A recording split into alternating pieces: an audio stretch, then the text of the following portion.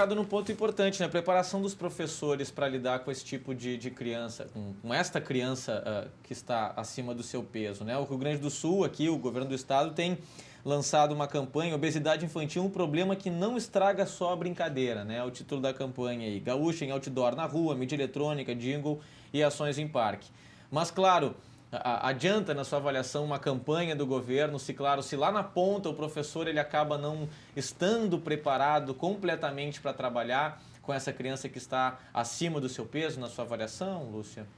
Sem dúvida, né? A gente acho que volta a falar, né, que o tratamento dessa criança ele é multifatorial e são vários profissionais que estão envolvidos, né, no acompanhamento e no tratamento dessa criança obesa.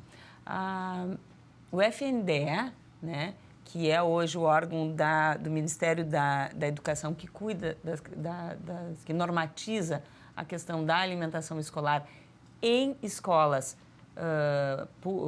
públicas, não em escolas particulares, o FNDE tem no seu escopo da legislação várias citações e várias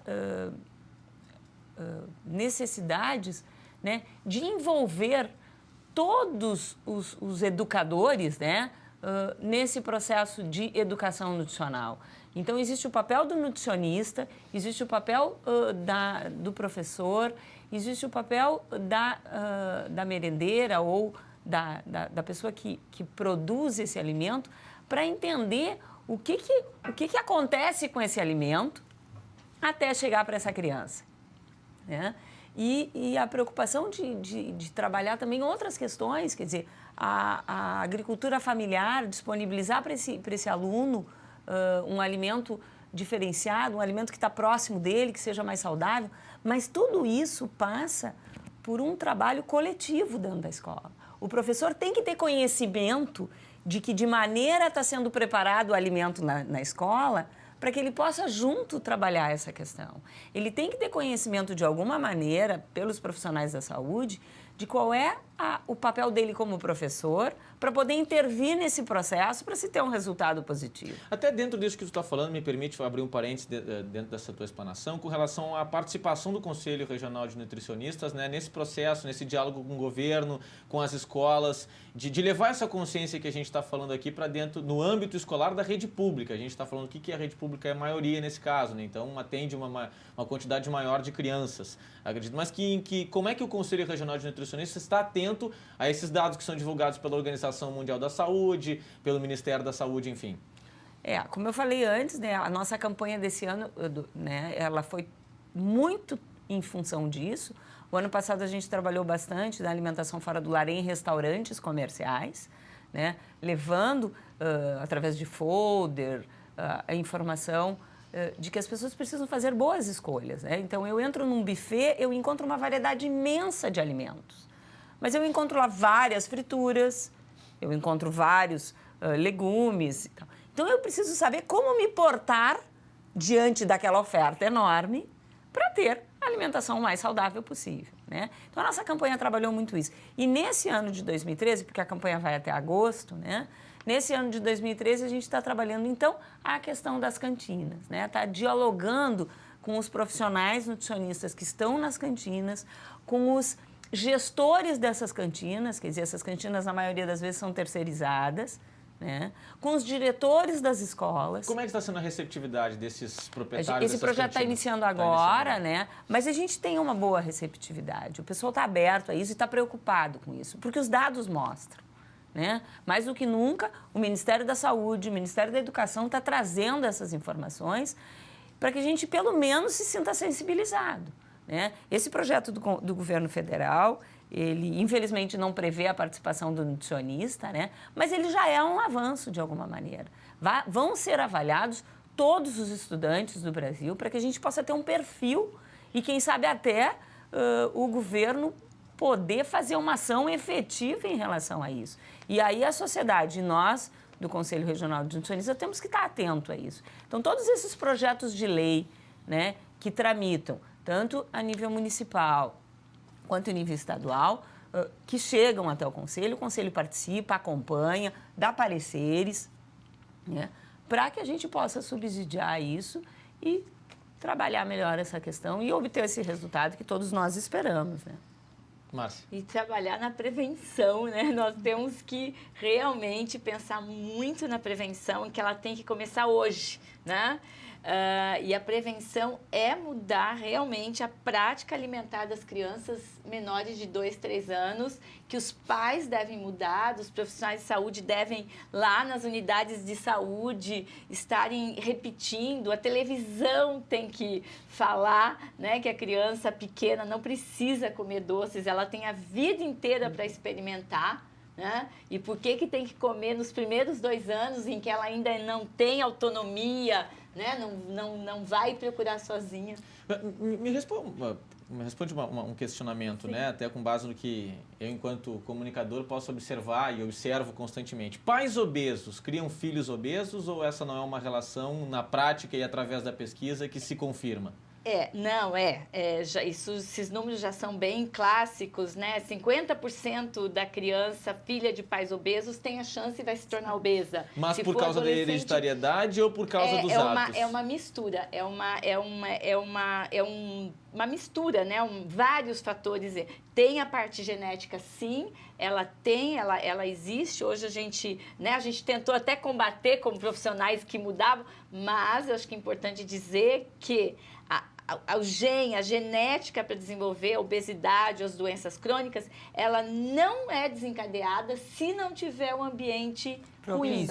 Se não tiver um ambiente propício, ela fica lá. Então, a criança pode nascer com gene, mas se ela não tiver o ambiente, em termos de atividade, em termos de hábitos alimentares, ela vai terminar lá na frente sem obesidade, sem doenças crônicas. Então, é importante dizer que tem, mas aí também, junto com esse genético, tem os hábitos alimentares, o estilo de vida e todos os fatores conjuntos levando a essa. E a prática de exercícios físicos na escola, né? Com uma criança, vamos pensar que não estamos falando mais no campo da prevenção, uma criança que está acima do seu peso, né?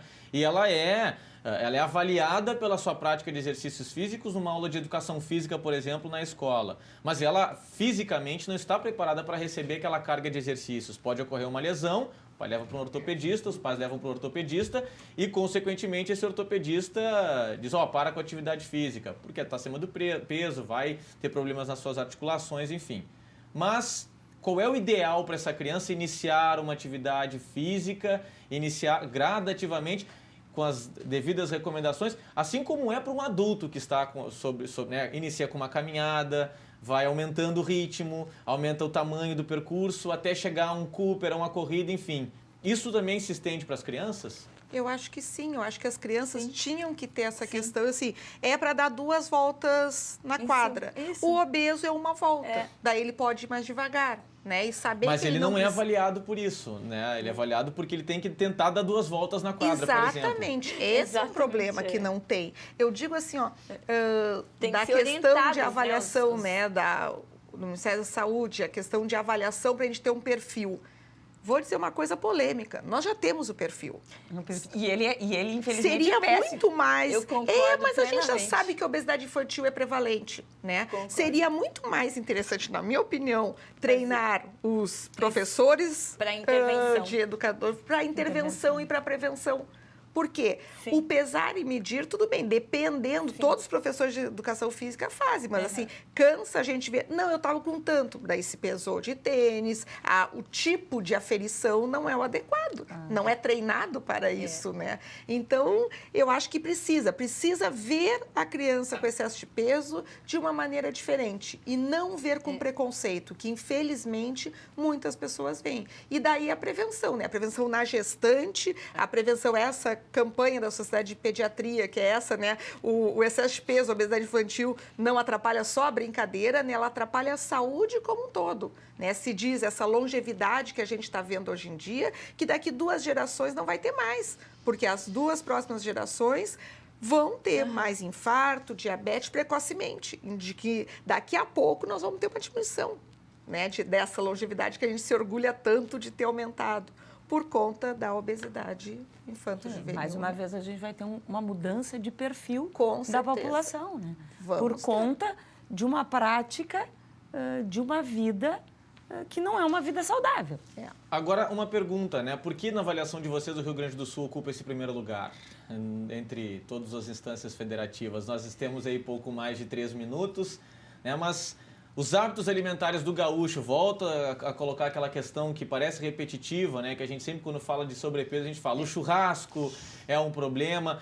Temos os hábitos alimentares do gaúcho são realmente maléficos para a saúde da criança e para a saúde dos adultos, ou voltamos aqui pelo que a gente pode dizer que concluímos durante esse programa? É o sedentarismo, são os hábitos alimentares como um todo, na avaliação de vocês? Eu não sou gaúcha, mas eu vou... Veja bem que vai falar, então. Eu acredito que essas diferenças no Brasil, elas são pequenas. Dizer que o Rio Grande do Sul lidera, se você olhar uma questão de percentagem, que nem dá estatisticamente diferente. Então, eu não vejo, porque eu vejo no Nordeste uma obesidade crescendo alta, e se for ver 3%, 4%. Então, o Rio Grande do Sul ganhou por uma porcentagem, um status, mas eu não acredito que tenha tantas diferenças em termos de hábitos em relação a outros países. Essa é a minha opinião. Para a gente finalizar, Lúcia, a sua avaliação. Na verdade, assim, esses dados estatísticos mostram o Rio Grande do Sul liderando isso, né? E há que se pensar, sim, um pouco na questão de hábitos alimentares, talvez, dos gaúchos. Mas eu acho que o fundamental é o que a gente discutiu até agora. Quer dizer, nós estamos vendo essa situação como uma situação generalizada, né? O Rio Grande do Sul é parte disso, né? Mas isso é uma situação generalizada e que passa, sim, por uma reflexão de todos, de mudanças de hábito, de reavaliação de estilo de vida, né?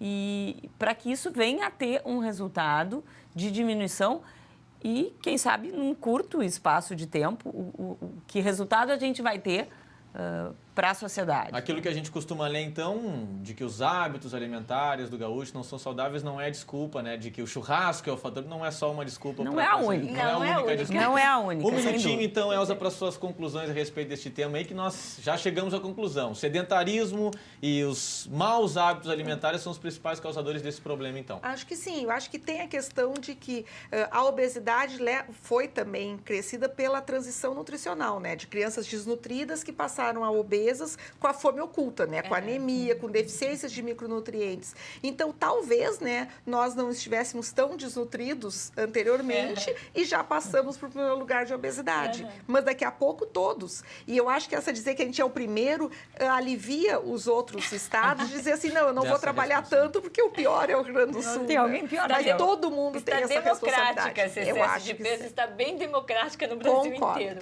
Perfeito. Assim, então, encerramos mais um programa Democracia pela TV da Assembleia Legislativa. Claro, agradecendo a presença de todas vocês aqui no nosso estúdio para participar desse programa. Voltem sempre, as portas estão abertas aqui, porque é um assunto que, com certeza, se estende, o debate ele é longo e as soluções desse problema não são para amanhã, mas é de médio e longo prazo. Obrigado, bom trabalho para vocês. Obrigada. E obrigado também você pela sua audiência e por nos receber aí na sua casa. Assim encerramos então mais um programa Democracia pela TV da Assembleia Legislativa. Até a nossa próxima edição. Tchau.